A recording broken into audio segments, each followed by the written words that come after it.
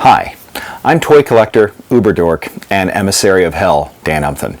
Welcome to the Doomcast, a show about very stupid things that I've wasted my money on most of the time. This week, we're going to talk about something that I've recently wasted my money on that I couldn't be more excited for. That's right. If you know me, you know that I'm a huge fan of the 1970s Japanese tokusatsu Spider-Man show. Yes, there was a Japanese Spider-Man show, and it was ridiculous. This week, I'm going to be opening up the Marvel Legends figure that I honestly never thought was going to get made, of the Japanese 1970s Toei Spider-Man. Ladies and gentlemen, I'm Dan Umphin, and this is the Doomcast. Stick around.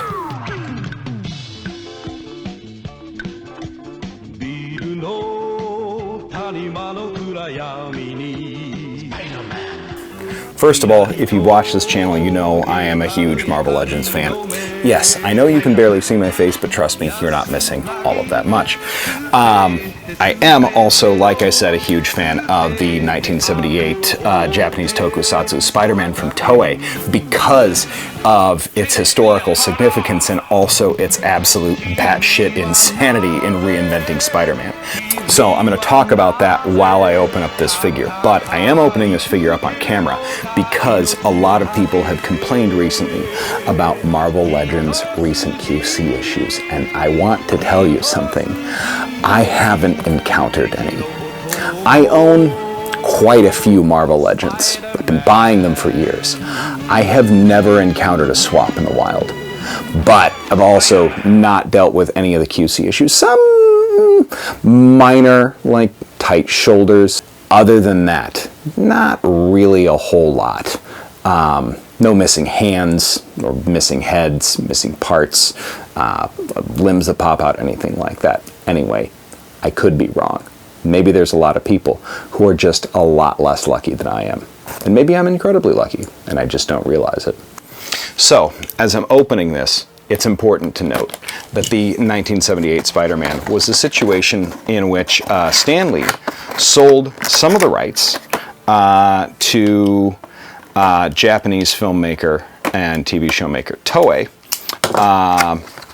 the Spider-Man and Captain America, because Marvel did not have a whole heck of a lot of money at the time. I am 100% keeping this box. To move back here really quick, I love the windowless packaging for this.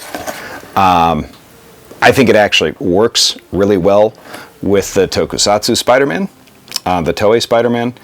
I love the fact that it's in kana. This show spawned a joke because since Spider-Man is actually spelled out phonetically in kana in the Toei series, it also becomes a pun because the character for suck in kanji in Japanese reads su, and the character for breasts reads oppai. And when you have Spider-Man, it looks and sounds kind of like you're saying suck titty man, which is very funny to me.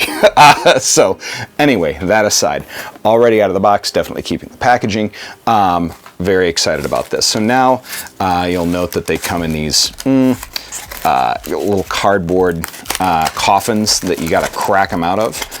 Not so attractive. Don't like that as much, but I already can guarantee I did get a Spider-Man in here. Don't think anybody replaced it with anything, but I did order direct from Hasbro. Wouldn't order probably from just about anybody else. But there we go. Oh, what does he have for accessories? Well, he doesn't come with an extra head. He does come with fisty, punchy hands. And then some very character-specific, real fabric-y looking webs. Does come with a web line, although there are ways you can make your own of these, in my opinion, a whole heck of a lot better. But if I was a kid, it would be a great accessory, because if I was a kid, this would have been a perfect accessory for a Spider-Man figure that lets them swing like this. Would I have kept them this rigid? Probably would have, because there wouldn't be as much joint articulation back in 1992. One of the first Henshin heroes in history, like I said. Mr. Stan Lee sold the rights of Spider-Man off to Toei because they didn't have a whole heck of a lot of money at Marvel. They were dealing with a number of things, and they wanted to shore up some cash. That Super Sentai series actually grew out of this character in a way, because this was the first situation where they had a Henshin hero, which is, I want to say Kamen Rider was the actual first Henshin hero, and this was like the second. But this Spider-Man would speak into this little adapter here that he had and yell Henshin, and then he would transform magically into Spider-Man. He did not get his powers from a radioactive spider, rather from an alien from the planet Spider.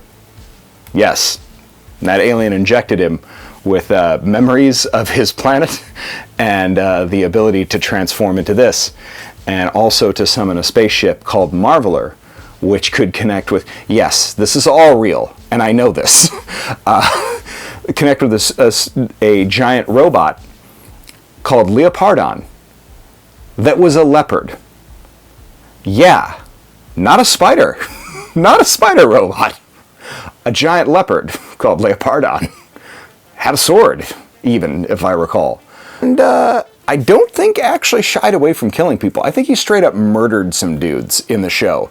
And it wasn't like in a nice way. He would also introduce himself frequently. I am the emissary of hell. Which is a great thing for Spider-Man to say, and I really wish that Peter would get on top of that. Let's see if I can get him posed in a way that I actually like. I did a whole episode on this insane ass series, but it ended up growing into the Super Sentai series because of the suits. Eventually, they also incorporated giant robots because the giant robot thing seemed to really work, and they even made Leopardon toys in Japan. That Leopardon, that would be a killer HasLab, potentially. Are there people who are going to scoff and freak out because you make Leopardon more than $142? Yes. I have never expected a HasLab to be less than $300 from Marvel. Why? Because of the mouse tax.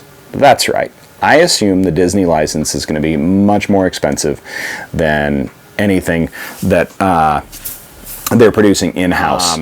Absolutely bonkers. Yeah, he had a spaceship, he had a giant robot. It didn't last for terribly long. I think it lasted for like 2 seasons. His name was, I want to say, like Takuya Yamashiro, which is also, it's just weird that it wasn't alliterative also. Like Takuya Tokai, or I don't know. Let's compare this to other recent Spider-Man figures. Yeah, the Toei Spider-Man, a little tighter, pinless joints. That means posability isn't exactly a snap. It means that the pins are invisible. You don't see them on at each of the joints like you normally would at the elbows and knees with a lot of figures. That's become kind of the standard with Spider-Man figures. This is probably the new standard. There was a retro Spider-Man that came out with a classic Mark Bagley-esque design, John Romita Sr.-esque design.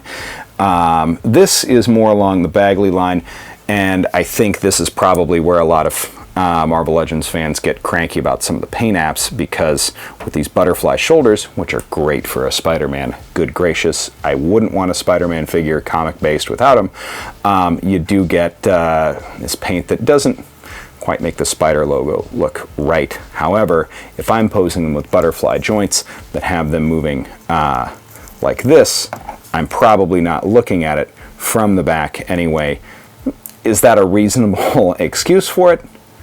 Not really. I get it. I get the complaint, but truth be told, between the head and the posability of those butterfly joints, the giant, big, wide Mark Bagley eyes, and the fact that he's got the pinless toes that give him additional toe posability, which is kind of essential for a Spider-Man also.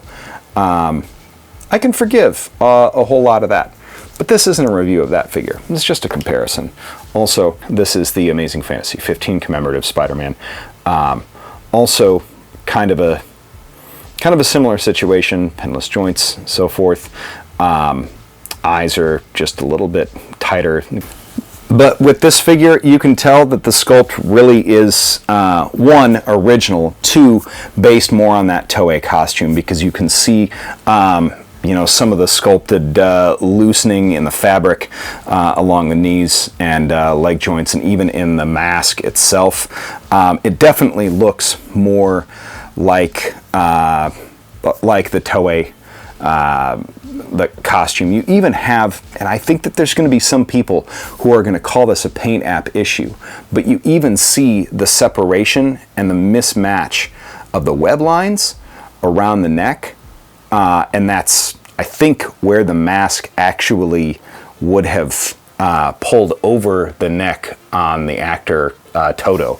So I think that's intentional. Anyway, I'm not trying to get too terribly nitpicky on the manufacturer of the toys that I collect and spend too freaking much money on, and that bring me joy in my life in a period of time where, you know, the world is once again threatened by nuclear war.